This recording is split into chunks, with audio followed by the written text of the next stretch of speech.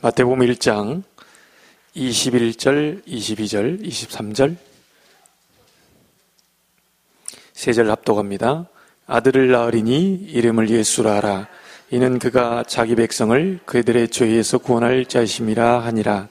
이 모든 일이 된 것은 주께서 선지자로 하신 말씀을 이루려 하심이니 일렀으되 보라 처녀가 잉태하여 아들을 낳을 것이요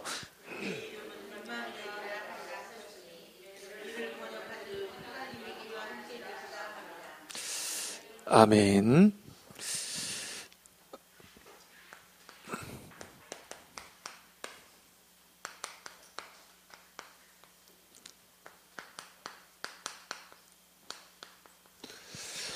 예수님께서 3년 동안 공생애 사역을 하다 가셨는데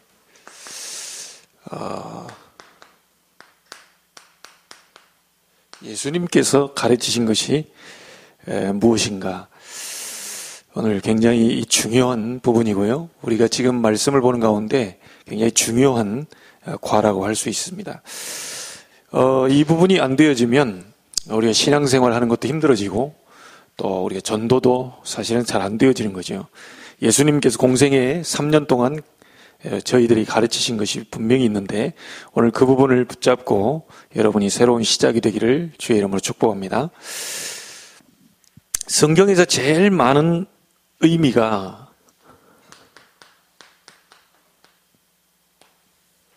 함께 하겠다 이 얘기입니다. 구원의 의미도 너희와 함께 하겠다 이런 얘기지요. 예수님이 첫 번째 말씀도 내가 너희를 부른 것은 너희와 함께 있기 위함이다. 예수님께서 제일 마지막 말씀도 세상 끝날까지 내가 너희와 항상 함께 있으리라. 전부 다 함께라는 의미가 성경에 가장 많이 나와 있습니다. 정말 저와 여러분과 함께하고 있는 하나님 누군 줄 안다면 사실 염려할 게 없는 거죠. 저희들이 믿고 있는 예수 그리스도가 누군 줄 안다면 그분이 우리와 함께 성령으로 거하고 있는 것이 사실이라면 염려할 게 없는 거죠. 사실은 우리 삼촌이 나와 함께 한다. 좀 부족한 부분이 있지만 하나님이 함께하고 계시기 때문에 염려할 게 없는 겁니다. 정말 이게 사실이라면 오늘부터 이 부분을 우리가 누리면 되겠죠. 자, 여러분이 이 부분을 가지고 있으면서 특별히 목회하는 저는요, 좀 생각을 해봤습니다. 이게 사실이라면 인본주의 있을 거 없거든요. 이게 사실이라면 머리 굴릴 거 없습니다. 그래서 우리가 가장 위험한 요소가 뭐냐면 이건 것 같아요.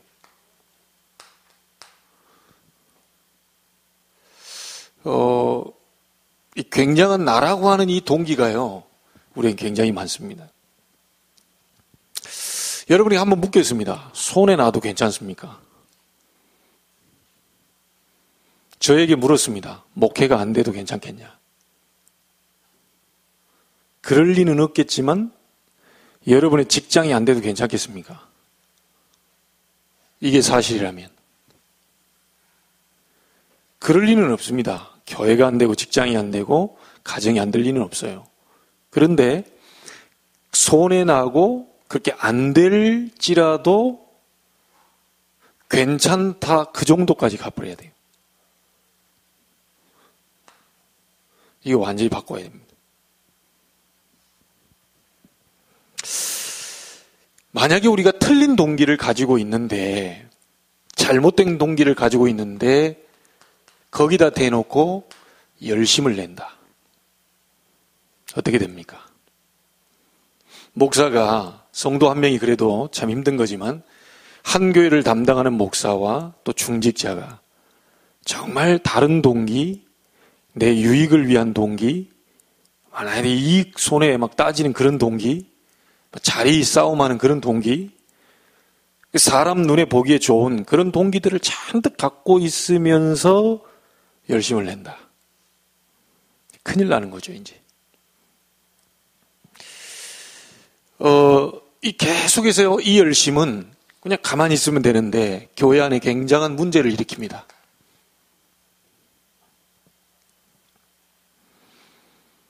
우리는 좋은 체질도 있지만요, 이 세상 체질, 이게 굉장히 위험한 것이거든요. 교회는 내 마음대로 되는 것도 아니고요, 교회는 우리 마음대로 해서도 안 됩니다. 교회는 바깥에서 내가 배우고 온 그 지식을 가지고 움직이는 것도 아니죠. 교회는 하나님 마음대로, 교회는 말씀대로, 그렇죠? 그 말씀에 내 생각이 틀리다면 내 생각을 내려놔야 되는 거죠. 전부 모든 걸 말씀 앞에 기준을 놔야 됩니다. 그러면 반드시 여러분은 이렇게 될 겁니다. 이 부분에 따라서요, 이게 달라져요. 정말 바른 동기를 가지고, 복음적 동기를 가지고 열심을 내고 우리가 복음 체질 이걸 가지고 하면 여러분 끝은 달라지게 되어 있습니다. 근데 내 유익을 위한 다른 동기, 복음적 동기가 아닌 다른 동기를 많이 갖게 되면 끝이 이게 다 무너지는 겁니다. 결국 마지막에 가서 안 되는 거죠. 이 부분에 굉장한 손해를 보는데요. 사실은 우리가 이걸 갖고 있다 해도 망하지는 않습니다. 복음 가지고 있으면. 구원받은 하나님의 자녀는 절대 망하지는 않는데 끝에 가서 굉장히 이게 손해를 보죠. 이렇게 됩니다. 오늘 하나님이 여러분과 함께 계시는 게 사실이라면, 하나님이 우리 교회를 움직이고 계시는 게 사실이라면 모든 동기를 오늘 바꾸게 되길 바라고요. 하나님이 여러분과 함께 하고 계시기 때문에 우리 임마누엘만 누리면 됩니다. 자, 그래서요, 오늘 여러분이 가지고 있는 그 교재에 있는 내용은요, 사실은 오늘 세 부분으로 조금 여러분이 좀 이렇게 좀 보셔야 됩니다. 여러분이 교재에 가지고 있는 내용은 뭐냐면요, 예수님의 공생에 대한 기록입니다.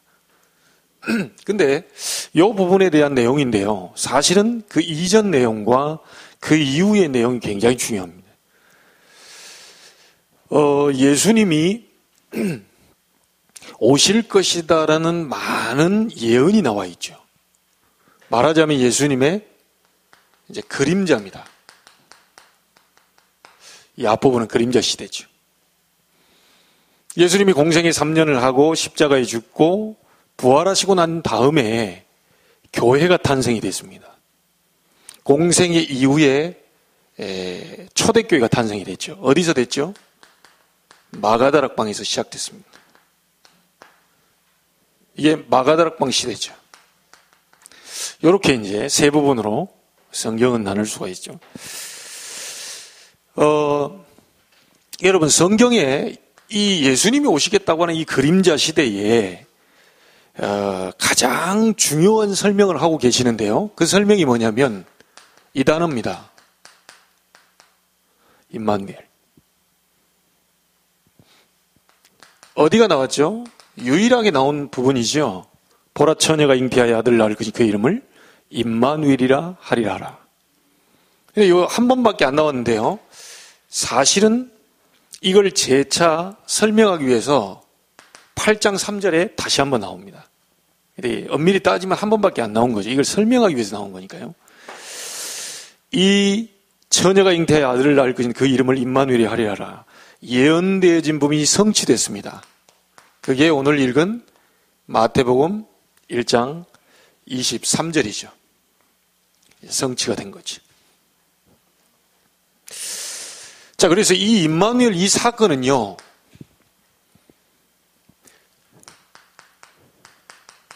지구상에 최고 사건입니다.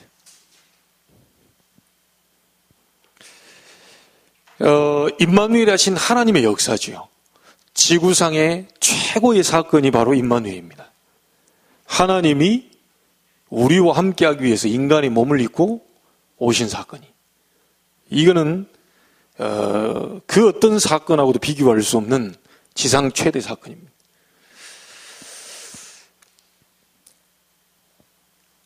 하나님이 인간을 구원하시기 위해서 육신의 몸을 입고 이 땅에 오셨죠. 그것을 신학적인 용어로 성육신이라고 합니다. 그러면 하나님이 인간의 모습을 입고 성육신 하신 이유가 뭐죠?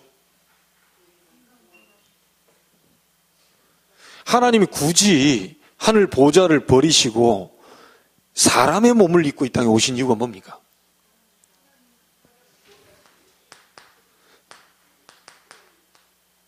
함께 하시기 위해서. 창세기 3장에서 하나님 떠나버렸잖아요. 그래서 하나님이 인간 모습을 입고 이 땅에 오심으로 우리 인간과 다시 함께 하기 위해서 오신 거예요. 그 길을 여시기 위해 오셨어요. 자, 그래서요, 이 사건을 알리기 위해서, 이 기쁜 소식을 전달하기 위해서 하나님은 천사를 동원시켜서 이 사실을 알렸어요. 얼마나 귀한 소식인지, 얼마나 좋은 소식인지 와가지고 하는 말이 뭡니까? 기쁨의 소식, 좋은 소식을 너희에게 전하러 왔다. 되겠어요. 오늘 이 부분은 어떻게 알고 오늘 그 찬송 딱 하는데 첫 곡이 성탄곡을 하더라고요. 그래서 야, 이거 어떻게 알고 그 찬송 첫 곡을 그래 했을까? 보통 웬만하면 강심장 아니고서는 이런 때 못 부르거든요. 그걸 어떤 사람은 더 강심장은요, 한여름에 부르더라고요. 막 기쁘다 우주 오셨네 막 이런. 기쁨의 좋은 소식을 너희에게 전하러 왔다. 근데요, 반면에 이 흑암 세력은요, 얼마나 요동을 쳤는지 여러분 잘 아시죠? 이 헤롯이 아이 낳았을 때 3살 이하 전부 다 죽여라. 놀라운 이 기쁨의 소식을 천사를 동원시켜가지고 하나님은 전달을 시키는데요. 이 흑암 세력은 막 요동을 칩니다. 막 헤롯이요, 그 왕될 그 아이 찾아가서 죽이려고 해요. 이 사건이 바로 임마누엘입니다. 이게 예언되어진 사건. 성경에 수백 번 예언되어졌고 그리스도가 오실 것을 전부 다 예언이 되어 있어요. 솔직한 얘기로 하나님이 인간의 몸을 입고 이 땅에 오신다는 이 사건은 이 보통 사건이 아니죠. 이게 어마어마한 사건입니다. 이 사건이. 자, 예수님께서 오셨다는 말은 무슨 말이냐면요, 창세기 3장 5절 이것을 먹는 날에는 네 눈이 밝아서 하나님처럼 될 것이다 라고 하는 사단 이 권세를 박살내버리신 그날입니다. 창세기 6장 5절 뭐죠? 네피림 시대, 흑암 시대, 많은 사람의 생각이 항상 악한 그 어두움을 꺾어버리러 오신 날이 바로 예수님 오신 날입니다. 이 보통 날이 아닙니다. 예수님이 오셨다는 말은 무슨 말입니까? 창세기 11장 1절로 8절에 바벨탑 문화, 완전히 무슨 말이죠? 하나님을 대적하는 문화, 이 문화를 박살냈다는 뜻이 되는 겁니다. 예수님이 오셨다는 말은요, 창세기 12장 1절로 9절에 갈대아의 모든 문명이 다 무너진 그날이 되겠습니다. 그래서요, 여러분에게 진짜 문제 생기거든 조금만 감사하고 기다리시면 돼요. 왜죠? 하나님이 우리와 함께 계신다. 예수님 오셔서 모든 흑암, 바벨탑 문화, 갈대아 이 문명 전부 이게 사단이 만들어 놓은 이런 많은 것들 전부 박살내버리세요. 이게 다 예언되어진 거죠. 그래서 예수님이 오셨다는 것은요, 인간 절대 해결할 수 없는 죄 문제. 인간이 아무리 똑똑하고 훌륭해도요, 이 사단을 무너뜨리지 못합니다. 그리고 지옥 권세, 이걸 완전히 결박했다는 말이 되겠습니다. 예수께서 오셔서 죄와 사단, 지옥 권세를 완전히 결박시켜버렸다. 자, 이렇게 된다면 답이 나오죠. 더 이상 종교는 필요 없어집니다. 더 이상 율법에 묶일 필요가 없어요. 왜냐? 예수님이 오셔가지고 율법을 완성시켜버렸다니까요. 자꾸 뭔가 율법이 우리를 누르잖아요. 자꾸 우리가 율법을 이렇게 얽어매잖아요. 이러면 안 된다, 저러면 안 된다. 굉장히 거기에 묶이거든요. 예수님께서 오셔가지고 율법을 완성시켜버려요. 그래서 요한복음 8장 32절에 보니까 진리를 알지니 진리가 너희를 자유케 하리라. 복음 알면 알수록 자유가 되는 겁니다. 이 방종이 아닙니다. 방탕이 아니에요. 진리를 알면 알수록 내게 해방이 되어지. 뭐 자꾸 어딘가에 묶인다는 것은요, 이 율법 아래 지금 이 사단이 뒤에서 조종을 하는 거예요. 그래서 여러분 오늘 그리스도의 복음으로 더 이상 종교도 필요 없게 됐고 율법에 묶일 필요도 없게 됐고요. 많은 우리에게 내려오는 전통들이 있지 않습니까? 이 전통에 묶인 사람들도 많거든요. 예수 믿어버리면 다 해방돼 버린 겁니다. 그래서 이 한마디로 뭡니까? 여기에서 완전히 해방된 거죠. 그래서 예수님이 이 땅에 오셨다는 말은요, 바로 이 빛이 이 땅에 오셨다는 말입니다. 어떤 빛입니까? 창세기 1장 1절로 3절에 창조의 빛, 이사야 60장 1절에 영광의 빛, 여호와의 영광이 네 위에 임하였느니라. 모든 걸 살릴 수 있는 생명의 빛, 요한복음 1장입니다. 아무도 알 수 없어요. 그렇게 박사들도 알 수 없어요. 이 예수의 이름의 능력이 얼마나 큰 것인지, 이 빛이 얼마나 큰 힘이 있는 건지 아무도 알 수 없어요. 베드로전서 2장 9절에 기이한 빛, 아무도 모릅니다. 도대체 이 빛이 뭔 빛이냐. 아니, 예수 믿는 사람들이 그렇게 뭐 다 바뀌어버리고, 예수 만난 사람이 나병 환자든 중풍병 환자든, 오늘 특별히 송 집사님 이 관계된 모든 부분들이 그리스도 이름으로 완전히 해결되기를 바랍니다. 성경이 그 나와 있어요. 그래 가서 제가 읽어드렸다니까요. 마태복음 8장. 백부장의 하인 중풍병으로 심히 고생하고 있대. 그런데 백부장이 이렇게 얘기하죠. 말씀만 하옵소서. 내가 가서 고쳐주리라 그랬어요. 예수님이 그랬다니까요. 내가 가서 고쳐주겠다 그러니까 오실 필요 없습니다. 그러면서 뭐라고 그럽니까? 나도 남의 수하에 있는데 내 밑에 따라다니는 사람들도 있다. 이대로 가라 하면 가고 저대로 오라 하면 온다.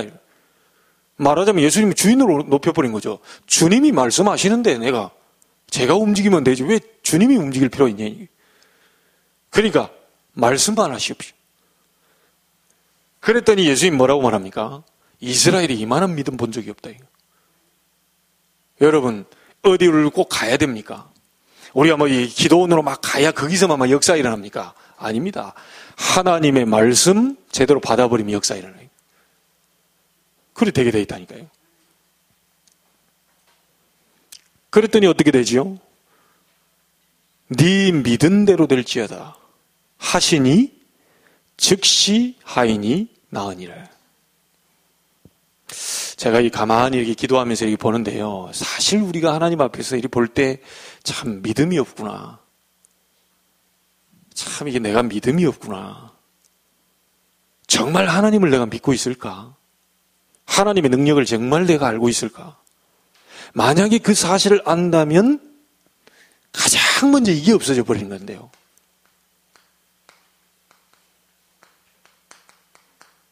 이런 게 없어져 버려요. 염려할 게 없는 거죠. 하나님이 정말 어떤 분인지를 안다면 염려거리가 없어져 버려요. 여러분, 예수님은 빛으로 오셨어요. 세상을 살리는 생명의 빛, 창조의 빛, 여호와의 영광을 나타내는 영광의 빛, 그리고 세상이 알 수 없는 기이한 빛으로 이 땅에 오셨습니다.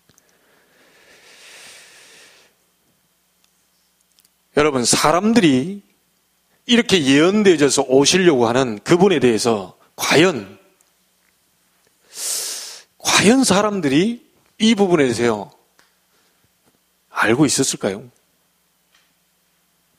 그게 모르니까 요한복음 1장이 뭐라고 나왔죠? 자기 땅에 오매 자기 백성이 영접지 아니했다. 만약에 알았더라면 십자가에 못 박지 않았겠죠. 만약에 그분이 그리스도인 걸 알았다면 절대로 조롱하지도 않았겠죠. 몰랐다는 얘기입니다. 모르니까 우리가 자리 싸움해야 되고, 모르니까 우리가 지금 뭔가를 자꾸 해야 되는 거죠. 안다면 사실은 아무 상관이 없는 겁니다. 우리에게 어려움이 와도, 문제가 와도, 위기가 와도 아무 상관없어요.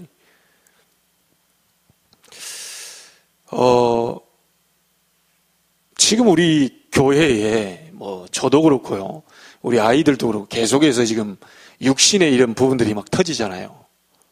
그리고 육신의 그런 부분들이 터지면서 제가 이게 느끼는 게 있었어요. 하나님이 저런 방법을 써서라도 가정의 어떤 구원의 역사를 이루어 가시는구나. 저는 그게 느껴졌다니까요. 왜냐하면 제가 갑자기 이 일을 보면서요, 이분들이 가정 구원에 대한 메시지, 기도 제목을 넣어놨거든요. 그래서 저희 어머님이 예전에 부흥 강사 목사님께 들었던 메시지가 생각나는 거예요. 뭐라고 그러냐? 에서가 400명의 군대를 거느리고요, 야곱 잡겠다고 오는데 야곱이 겁이 나가지고 그때 야복강가에서 혼자 기도합니다. 다 보내놓고. 기도를 했더니 하나님은 응답 줘서 히스기야 왕에 보냈던 주의 천사 보내가지고, 그런 천사를 보내가지고 에서만 남겨놓고 400명의 군사를 싹 다 없애버리고, 이런 식으로 응답을 줘야 되는데 야곱에게 그런 응답은 안 주고요, 갑자기 끝까지 못 가게 하니까 천사가 환도뼈를 쳐버렸다니까요. 그래가지고 이스라엘이라는 이름을 얻었잖아요. 근데 이 지금 그 목사님이 뭐라고 설명하냐면, 그 환도뼈를 맞게 되고 야곱이 이제 지팡이를 짚고요, 멀쩡한 사람이 밤새 기도하다가요 천사한테 얻어맞아가지고, 아니 그런 응답이 어디 있겠어요? 하나님, 내가 그렇게 밤이 맞도록 기도하는데 내 환도뼈를 짜가지고 이러고 다니는 거, 이러고 그것도 지팡이 짚고 막 이러고 다니는 거, 이러고. 지금 에서는 저기서 400명 군사를 거느리고요 20년 만에 이제 쳐다보잖아요. 이 동생 죽이겠다고 다가오는데, 가면 보니까 막 기세가 등등해서 한번 붙어 볼 줄 알았더니 멀리서 이렇게 보는데 뭐 하나가 쩔뚝거리면서 계속 이렇게 오고 있는 거예요, 이게. 그 쩔뚝거리면서 오고 있는데 가다가 이 하나님이요, 그 에서 마음을 다 감동시켜버려요. 형하고 한번 붙어보겠다고 딱 왔으면 한번 진짜 맞짱 뜰 건데, 이 동생이 20년 만에 쳐다보는데 그것도 멀리서 절뚝거리면서 오네, 이게. 이게 하나님의 방법. 에서 마음속에 불쌍한 마음이 들어버려. 그 어떻게 됩니까? 그 아버지 어긋맞고 막 네가 어쩌다 이렇게 됐냐 막 이러면서요, 갑자기 어디서 칼 저리 버려버리고 이래 됩니다, 이게. 난 이걸 보면서요, 과연 엄마가 누워있는데 자식들이 그 앞에다 대놓고, 엄마의 소원이 니네가 예수 잘 믿고 신앙생활을 하고 교회 다니는 거다 이럴 때 쓸데없는 소리 하지 말아요. 이렇게 할 자식들이 어디 있습니까? 불쌍한 마음이 들죠. 우리 엄마 거의 다 됐구나, 이제. 이렇게 힘이 없어졌구나. 옛날에 그렇게 잔소리 하더니 다 불쌍한 마음이 드는 거예요. 나는 1년에 이런 사건들을 보면서요, 육신의 그런 부분들이 조금 왔지만 사실은 우리가 기도하는 그 기도의 제목들이 이 과정을 통해서 응답이 될 수 있겠구나. 사람은요, 육을 가졌기 때문에요, 불쌍히 보인다니까요. 굉장히요, 기세등등하던 사람도요, 몸져서요, 이렇게 몸이 아파 누워있는 사람 보면 굉장히 이렇게 안쓰러워 보여요, 이게. 싸우려고 왔다가 이 사람 쳐다보니까 막 싸울 마음 다 어디로 가버린 거예요. 그러니 밤새 기도했는데 하나님 방법이 뭡니까? 절뚝거리게 만들어버렸어요. 에서의 형의 마음을 감동시켜버려요. 여러분, 내가 원하는 그 형태로 안 온다고 해서 응답이 아닌 건 아닙니다. 여러분에게 지금 많은 일들이 벌어집니까? 문제가 응답입니다. 어려움이 응답이요. 여러분에게 답답함이 응답입니다. 그걸 볼 수 있어야 여러분은 진짜 하나님이 하시는 이 영안이 열렸다는 거예요. 이게 아무 걱정이 안 되는 거예요. 이 속에도 하나님의 계획, 저 속에도 하나님의 계획, 이 문제도 하나님의 답, 저 위기 속에도 기회가 있고, 저 어려움 속에도 하나님이 중요한 응답을 가지고 나를 지금 찾아오셨고, 참 이 눈이 열려버리는 거예요. 그러니 처음에 크로스비가 내 눈 열어달라고 기도하다가 하늘의 영광 보고 난 이후에 뭐라고 그럽니까? 내 눈 열지 않기를 원합니다. 내가 눈을 열어서 세상에 온갖 더러운 것을 보느니 차라리 하늘의 영광을 보면서 사는 게 낫겠습니다. 이래 돼버렸다는 거예요. 안희숙 사모님 잘 알잖아요. 암 걸렸는데 할렐루야 했어요. 나이도 많으셨지만 암 걸렸는데 할렐루야 했다니까요. 우리는 오만 호들갑을 다 떨잖아요. 막 감기만 와도 호들갑을 다 떨어요. 약 찾아와라, 뭐 해라, 막 얘 코에다 집어넣어. 별 이게 다 합니다. 암 따고 왔는데 할렐루야 했어요. 왜냐? 드디어 하나님께로 갈 때가 왔다. 내가 그렇게 가고 싶었는데 자살할 수는 없고 내가 이제 하나님 부름받아 이제 간다. 얼마나 이분이요 이거 해버렸든지 암 떠나가 버려. 여러분 어떻게 감사 앞에서 암 세포가 이게 버틸 수 있겠어요? 그러니까 진짜 하나님이 나와 함께 계시는 게 맞습니까? 정말 하나님이 창조주가 맞습니까? 무에서 유를 창조하실 수 있는 맞습니까? 그런데 우리는 왜 그렇게 많이 염려합니까? 왜 우리는 그렇게 근심을 합니까? 우리 오만 인상을 다 씁니까? 다 전혀 문제가 되지 않을 것인데. 여러분, 오늘 영적인 눈을 뜨게 되길 바랍니다.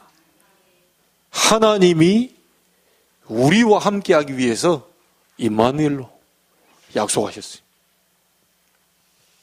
자, 예수님이 오신 것은 그럼 뭐냐? 여러분 오늘 페이퍼에 나와 있습니다. 예수님이 오신 것은 모든 사람의 구원을 위해서 오셨습니다. 여러분의 많은 육신 문제 해결하려고 온 게 아니고요. 사람을 구원시키기 위해 오셨어요. 요한복음 3장 1절로 8절입니다. 잘 아는 내용이죠. 누구죠? 니고데모.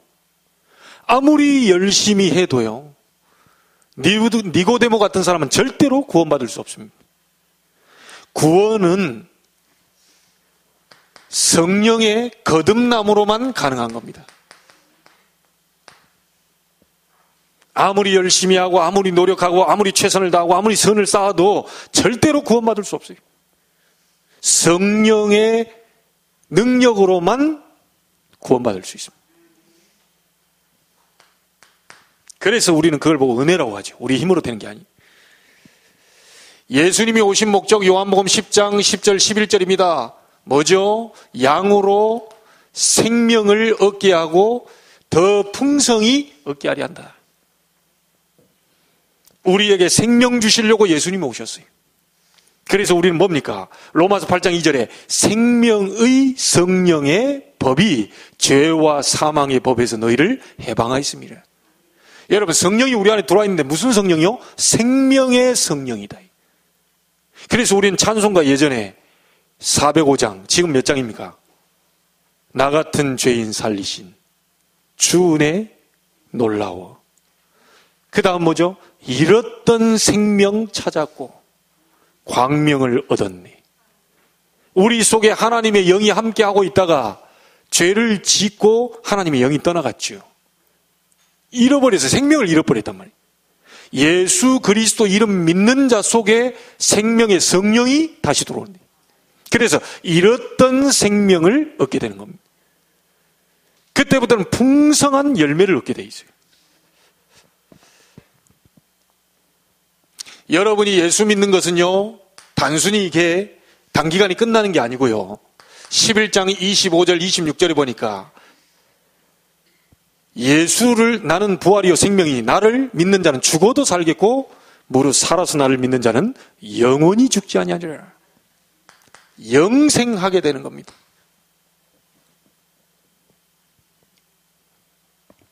이것 때문에 예수님이 오셨어요. 자, 두 번째로 기억하실 게 있습니다. 흑암에서 이기는 중요한 자세를 말씀하셨어요. 여러분, 사단에게 완전히 승리할 수 있는 자세가 있습니다. 조금만 염려하고 조금만 일 생겨도 이렇게 벌벌 떨고, 사단이 너무 좋아해.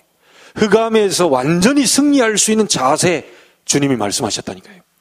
그게 뭐냐면 세종로입니다. 여러분, 세종로 뭔지 아시죠? 이스라엘의 종 가운데요, 가장 하급 종이, 가장 밑바닥 종이 세종로입니다. 이스라엘은 샌들 신고 다니잖아요. 그럼 집에 들어오면 누가 가장 먼저? 이 세종로 발 씻는 종이 와가지고 물 떠가가지고 발부터 씻어요. 그리고 들어갑니다. 이스라엘의 가장 밑에 있는 종이 세종로입니다. 이런 자세로 서 있는 사람은 절대로 사단이 건드리지 못해요. 왜냐? 내가 종인데 내가 노예인데. 그런 자세로 섬기라는 거예요. 완전히 흑암을 무너뜨릴 수 있습니다. 주장하는 자세가 아닙니다. 한 알의 밀알이 땅에 떨어져 썩으면 열매를 많이 먹게 될 것이다. 여러분, 교회 가서 여러분 자신을 완전히 죽여버리세요. 아마 말할 거 있는 것도요, 그냥 기도하시고요, 가만히 완전히 죽여버리세요. 한 알의 밀알이 땅에서 썩어지면, 안 썩어지면 열매 안 나타납니다. 이게 썩어지면서, 이게 싹이 나면서 그 다음에 열매를 맺게 됩니다. 그래서 우리 보면 성경에 제일 작은 씨앗 나오죠. 겨자씨입니다. 이 겨자씨 아주 작은 건데 이거 심어놓으면요, 나중에 이게 자라가지고요, 막 새들이 거기 와서 깃든다 그래요. 여러분이 그 작은 믿음 그거 하나 심었는데요, 오늘 기도 수업에 보니까 말씀 포럼 팀 얘기했죠. 우리 중직자분들이요, 힘들고 어려운 그 성도들이 가서요, 다 힘주는 말씀 딱 하나 심었는데 이게요, 막 별거 아니라고 난 던져놓고 왔는데 이 사람 완전 살아버려요. 여러분이 그런 위치에 있습니다. 조금만 해도 됩니다. 조금. 이 사단이 완전히 무릎 꿇어버린다니까요. 내가 자꾸 나와서 내가 이렇게 자리 나 알아주냐 못 알아주냐, 막 목사님은 왜 그러냐, 막 저 사람만 알아주냐, 이게 완전 사단 밥이라. 아무도 안 알아줘도 괜찮다. 그리고 세종로 뭡니까? 제일 밑바닥에 가서 발 씻어주는 종 아닙니까? 내가 제 교회에서 제일 지저분하고 막 좀 답답하고 제일 힘들어하는 그런 곳 찾아서. 여러분, 흑암을 완전히 무너뜨리게 되기를 주의 이름으로 축복합니다. 여러분이 세종로 하나의 미랄이 되어서 교회 살리게 되기를 바랍니다. 그러면서 예수님이 가르친 게 있습니다. 교회가 얼마나 중요하고 교회의 사명이 얼마나 큰 것이냐. 여러분, 우리 교회에서 가르쳐야 될 게 뭐냐면요, 요한복음 2장 1절로 11절 갈릴리 가나의 혼인잔치에 물이 변화에 포도주 되는 기적이 일어났잖아요. 이게 뭡니까? 예수 그리스도가 주인이시다. 여러분, 교회는 목사가 주인이 아니고요, 우리 중직자가 주인이 아니고 예수님이 주인이시다. 모든 사람은 그 예수님을 따라가는 거예요. 맞습니까? 그러면서요, 지금 이거 안 나왔는데요, 12절부터 25절까지가 뭐 나온 줄 압니까? 그 뒤로 성전을 청소했어요. 예수님을 주인 자리에 올려드리고 난 뒤에 물이 변화에 포도도 됐지만요, 그 뒤에 예수님께서 하신 일이 성전을 청소했다니까요. 그 말은 무슨 말입니까? 교회가 쓸데없는 거 하지 말아요. 교회는 지저분한 곳이 아닙니다. 교회는 복음 전할 사명이세요. 제대로 이 부분에 우리가 교회가 동기가 있고 많은 이 세상 체질이 있고 이런 거 전부 다 청소해야 돼요. 우리 개인에게 혹시 이런 부분들이 있다면 전부 청소해야 돼요. 여러분 속에 혹시 그런 동기가 있다, 혹시 세상 체질, 이런 열심, 이 복음이 아닌 다른 이 동기를 가지고 하는, 이게 다 청소해야 돼요.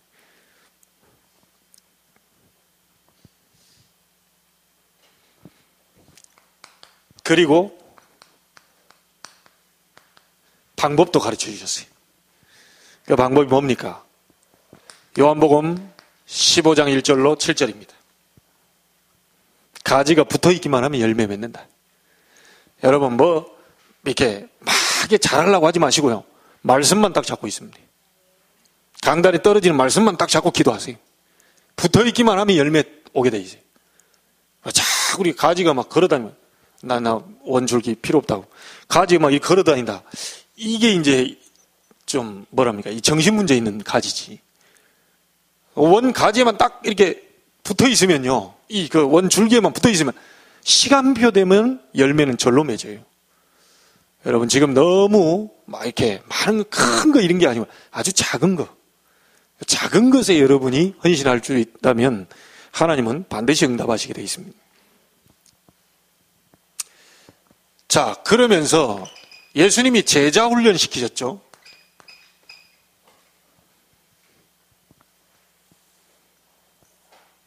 제자들이 가르친 세 가지가 뭡니까?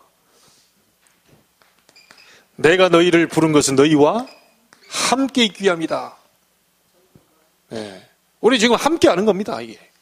예수님이 함께 했다니까요. 함께 훈련도 받고, 함께 예배하고, 함께 모이고, 이렇게 하는 거죠. 이런 속에서 자동적으로 전도도 하며, 되어지는 전도이죠. 그 다음에는요,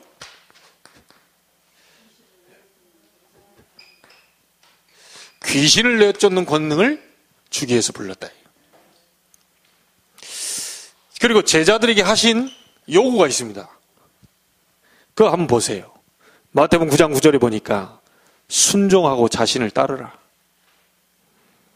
마태복음 11장 29절에 겸손히 배워라. 마태복음 19장 21절에 다 버리고 따르라. 마가복음 8장 38절에 보니까 부끄러워하지 마라. 그리고 날 따르라. 예수 믿는 것이 부끄러운 것이 아니죠. 누가복음 9장 23절에 자기를 부인하고 십자가 지고 따라오라. 그렇게 얘기했습니다. 제자들에게 하신 그 사건이요. 공생의 가운데요. 무슨 사건이 남아 있었냐면요. 십자가 사건이 아직 남아 있는 겁니다. 그래서 제자들에게 계속 십자가 얘기를 합니다. 아직 십자가 사건이 남아있기 때문에, 죽음의 사건이 남아있기 때문에 계속 네 십자가를 지고 나를 쫓아라, 이런 얘기를 계속 하시는 거예요. 여러분, 성경에 제자들과 무리에게요, 예수님은 방법이 달라서요. 무리들은요, 막 오병이의 길을 일으키고요, 막 페스티벌 하고요, 막 먹이고요, 이거 해줬어요. 근데 제자들이 뭘 얘기했죠? 죽음을 얘기했다니까요. 달라요. 무리는 다수로요, 막 이렇게 가지만 예수님이 제자는 선별했어요, 따로. 그래서 교회 안에 두 가지 전략을 다 갖고 있어요. 페스티벌하게 막 하는 것도 있고요. 제자는 따로 선별해서 훈련시켜야 돼요. 이 두 가지를 같이 갖고 와야 돼요.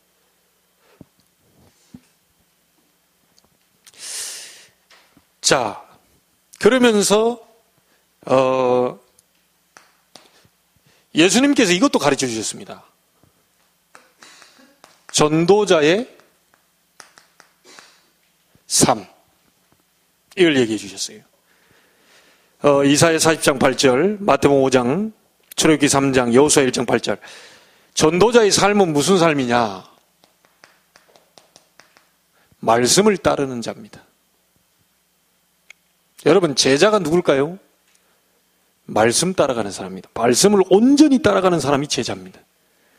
목사님이 뭐 좀 잘해줄 때 뭐 하고, 이게 안 해줄 때 뭐, 이게 아니고, 말씀을 잡고 온전히 따라가는 사람. 그래서, 나를 따라오너라. 내가 너희로 사람 낚는 어부가 되게 할 것이다. 예수님이 누굽니까? 내가 곧 길이요, 진리요, 생명이다. 그분이 진리의 말씀이기 때문에, 제자는 누구냐? 말씀을 온전히 따라가는 사람. 절대로 안 놓치는 사람입니다. 그러면서 뭐라고 말합니까? 너희는 섬기는 종이 되라.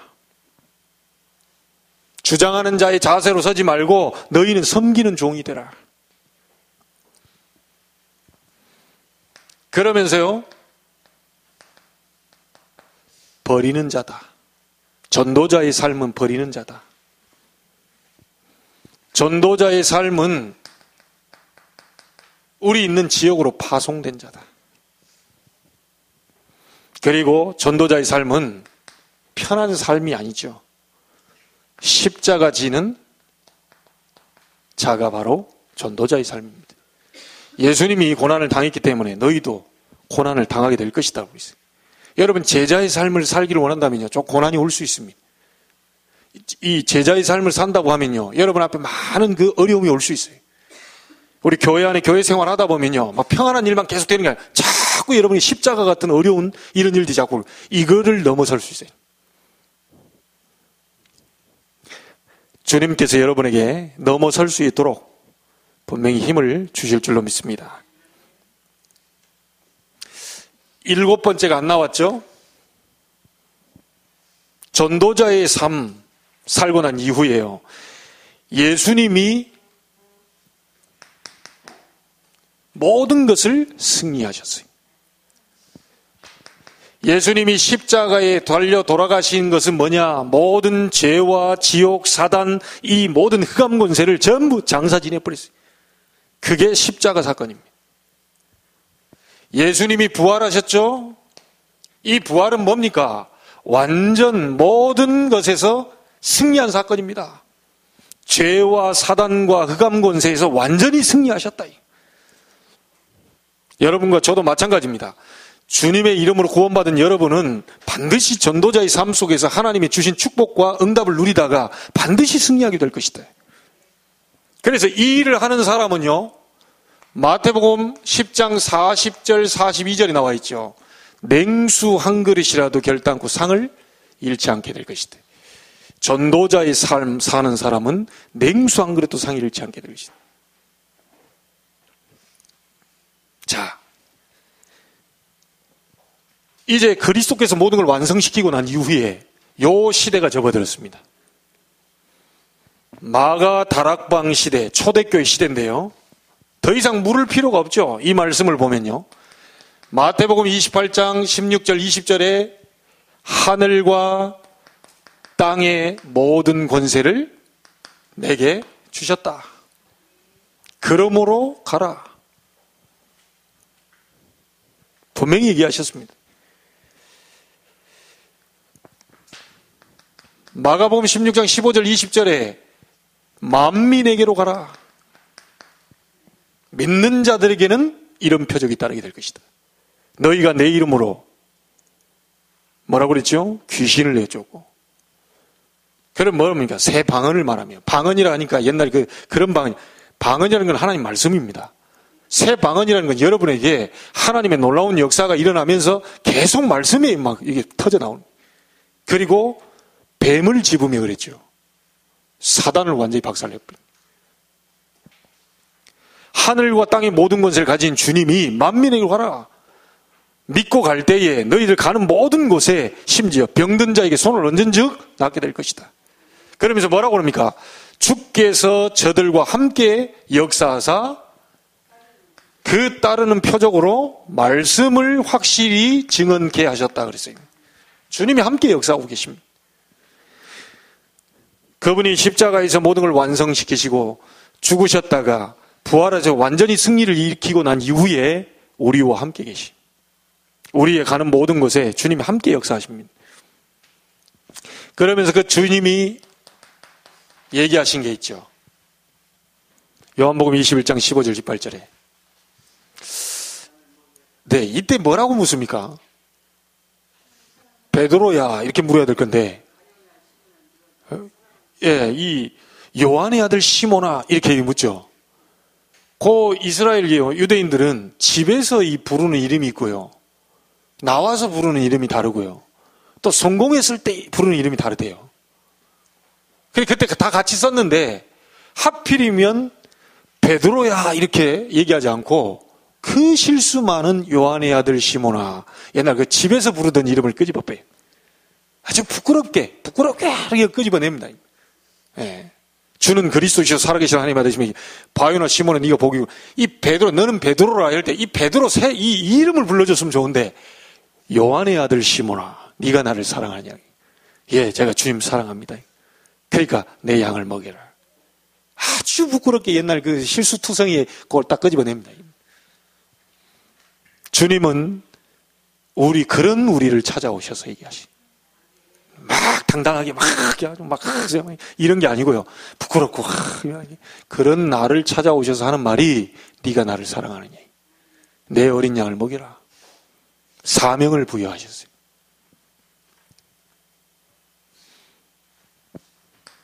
사도행전 1장 3절에 하나님의 나라 일에 대해서 말씀하셨고 약속 주셨죠. 오직 성령이 너희에게 임하시면 권능 받고 증인 될 것이다. 이 언약을 잡고 시작한 곳이 어디입니까? 마가의 집입니다. 어디서요? 다락방입니다. 마가의 집에 있는 다락방에서 시작이 됐어요. 어떤 걸 잡고요? 이 언약을 잡고 마가의 집에 모여 다락방에 모여 120명이 간절히 기도해버린 겁니다. 역사 일어나 버렸어요. 그게 사도행전 2장입니다. 그래서 그 언약을 우리도 동일하게 그대로 한번 재현시켜보자라고 한 것이 지금 우리가 하고 있는 다락방 운동입니다. 아시겠죠? 똑같은 교회입니다. 이 교회가 어디를 세웠냐? 이 사람들이 안디옥 교회를 세웠어요. 세계 선교의 문이 열려버렸어요. 자, 여기서 중요한 것이 나옵니다. 여러분, 왜 우리가 합숙훈련 자꾸 얘기하느냐? 여러분이요, 기회 되면요, 우리 김 집사님은 돈이 너무 비싸다 그러는데요, 갔다 와보면 돈이 싸다는 걸 알게 될 겁니다. 왜냐? 기도원 갈 때는 돈 없이 내가 5,000원만 갖고 갔는데 무슨 15만 원, 20만 원씩 내라 그러냐? 막 이런 것 때문에 너무 비싸다 그러냐? 야, 그 말 듣고 내가 돈을 모아가지고 대주고 싶다, 막 이런 생각이 들더라고요. 여러분, 여기서 나온 것이 뭐냐면요, 이겁니다. 너희를 부른 것은 너희와 함께 있기 위함이요 그랬죠. 자, 여기서 우리는 만들어낸 것이 합숙 훈련입니다. 함께 있기 위함이다. 주님이 함께 있기 위함이다. 너희를 부른 건 너희와 함께 있기 위함. 우리는 그걸 합숙으로 훈련을 받습니다. 함께. 자, 여기에 가면 여러분이요, 말씀을 받게 되는데요, 5가지 주제로 말씀을 받게 됩니다. 그 몇 가지만 얘기를 드릴게요. 그 첫 번째가 뭐냐면, 과연 하나님이 쓰시는 일꾼이 누구냐? 하나님은 어떤 일꾼을 쓰시냐? 이걸 얘기를 해요. 거기서 말씀을 줍니다. 하나님은 도대체 어떤 일꾼을 쓰시냐? 모든 사람을 다 사랑하지만 하나님이 특별히 쓰시는 일꾼이 있거든요. 두 번째는 왜 하나님은 전도자를 축복하시나? 이 부분에 대한 말씀을 받습니다. 세 번째는 뭐냐면요, 구원받은 성도는 염려할 필요가 없고 담대해야 되는 이유가 뭐냐 도대체? 요거에 대한 것이 나옵니다. 구원받은 하나님의 성도가 염려할 필요가 없는 이유가 뭐며 담대해야 될 이유가 뭐냐? 이 메시지를 받습니다. 합숙훈련 때 3박 4일 동안. 그 다음에 네 번째가 뭐냐면, 세계 정복을 하는데 성경에서 말하는 이 전도 도대체 어떻게 하는 것이냐? 그리고 다섯 번째가 뭐냐면, 전도자가 기도할 때 무슨 일이 일어나느냐? 이게 합숙훈련의 주제입니다. 자, 그러면 간단하게 그 부분만 얘기해 보겠습니다. 하나님이 쓰시는 일꾼이 도대체 뭐냐? 마태복음 16장 13절 20절입니다. 세상 사람들이 나를 누구라 하고 너희는 나를 누구라 하느냐? 이때 베드로가 얘기하죠. 주는 그리스도시요 살아계신 하나님의 아들이십니다. 하나님이 쓰시는 일꾼은 그리스도를 바로 아는 사람입니다. 하나님이 쓰시는 일꾼은 방언 기도를 많이 한다. 예, 해야 되겠죠. 그래가지고 쓰는 게 아니고요. 하나님이 쓰시는 일꾼은 그리스도를 올바로 알고 고백하는 사람을 써줘요. 분명히 너는 베드로라. 이 반석 위에 내 교회를 내가 세우겠다. 전도의 축복. 음부의 권세가 이기지 못하겠고 천국 열쇠를 네게 주노라. 네가 매면 매일 것이고 풀면 풀리게 될 것이다. 하나님이 어떤 일꾼을 쓰시느냐? 아무리 부족하고 무능하고 연약해 보여도 그리스도 아는 자를 쓰신다. 그래서요, 여러분, 그리스도를 여러분이 알아버렸기 때문에요, 사실은 하나님이요, 쓰실 수밖에 없는 게, 현장 가서 한번 물어보면요, 그리스도 잘 모르는 사람이 천지로 깔렸습니다. 그래서 어쩔 수 없이라도 써야 돼. 예, 우리가 보통 보면 막, 이게 뭐가 많을 때는 그냥 이렇게 갖다 막 쓰면 되는데, 너무 없을 때는 막 이렇게 막, 있잖아요, 막, 이렇게, 예? 널브러져 있는 거, 그거 다 모아가지고 막 어떻게 다 이렇게, 어쩔 수 없이라도 써야 된다니까. 뭐 그것밖에 없는데 어떻게 할 거예요? 여러분과 제가 복음 알고 있기 때문에 하나님은 쓰실 수밖에 없어요. 예. 확신 가지시기 바랍니다. 하나님은 왜 전도자를 축복하시냐? 에베소서 2장 1절로 7절입니다. 여러분, 전도자를 축복하는 이유가 있어요. 전도가 뭐죠? 에베소 2장에 너희의 허물과 죄로 죽었던 너희를 살리셨도다. 과거 문제 해결. 지금 불순종 가운데 아들들 가운데 역사하는 그 영, 사단의 손에서 해방. 현재 문제 해결입니다. 그리고 미래에 하늘에 앉히시게 될 것이다. 그 미래 문제 해결. 과거, 현재, 미래 문제 해결. 오는 여러 세대의 증거를 나타내려 하신다. 이 전도, 이 자가 축복을 받는 이유는 모든 문제를 해결시키는 그 삶이 되기 때문에 하나님 축복을 할 수밖에 없죠. 자, 하나님의 성도가, 구원받은 성도가 염려할 필요 없고 담대해야 될 이유가 뭐냐? 여러분 속에 누가 계십니까? 하나님의 성령이 거하고 계십니다. 그러니까 염려하지 말라는 거예요. 세상 끝날까지 내가 너희와 항상 함께 있을 것이다. 오늘 승리의 날이 되기를 주의 이름으로 축복합니다. 세계 정복해야 되는데 전도는 어떻게 해야 되느냐? 전도는 다른 게 아닙니다. 현장을 바꾸는 겁니다. 현장을 바꾸는 건데 어떻게 바꾸면 되겠습니까? 현장에 하나님의 나라가 임하게 하는 거예요. 자, 현장에 하나님 나라가 임하게 하는 게 뭡니까? 여러분을 쳐다보고 아, 그렇구나. 이래버리면 되는 거예요. 요셉을 쳐다보고 여호와의 영에 이만큼 감동된 사람을 내가 본 적이 없다. 이래버리면 하나님 나라 임해버린 겁니다. 자, 이러면 전도가 되는 거예요. 나를 쳐다보는 사람들이 하나님 분명히 살아계시다라고 보여져 버리면 전도는 되는 겁니다. 그걸 보고 하나님의 나라. 그리고 전도자가 기도할 때, 사명자가 기도할 때 반드시 일어난 일이 있죠. 성령께서 역사하십니다. 그리고 또 뭡니까? 보좌의 문을 여시고 천군 천사를 동원시키십니다. 그러면서요, 이 땅에서는요, 반드시 흑암 세력이 무너지게 됩니다. 이 사실을 알고 있는 자는 기도할 수밖에 없죠. 여러분이 기도할 때 성령은 역사하고 하늘 보좌문이 열리면서 돕는 천사들은 동원되고 이 땅에 왕노릇하는 사단이 결박돼 버립니다. 이래야 이 일은 벌어지는 게 되는 겁니다. 여러분, 예수님께서 공생애 동안 지금까지 가르쳤던 많은 부분들이 있는데요. 여러분과 저는 예수 그리스도 이름으로 구원받았습니다. 이제부터 사단이요, 절대 건드리지 못하는 자세 조금만 갖추시면 돼요. 완전히 나를 죽여버립니다. 우리가 해야 될 교회의 사명 중요합니다. 그리스도의 주되심을 전달하는 것. 그리고 교회의 주인은 그리스도입니다. 방법은 있습니다. 여러분이 붙어있기만 하면 돼요. 딱 말씀에 붙어있기만 합니다. 나는 포도나무요, 너희는 가지라 그랬죠. 주님이 포도나무요, 우리는 가지다. 주님 곁에, 말씀 대신 주님 곁에 딱 달라붙어 있으면 역사가 일어나게 돼 있어요.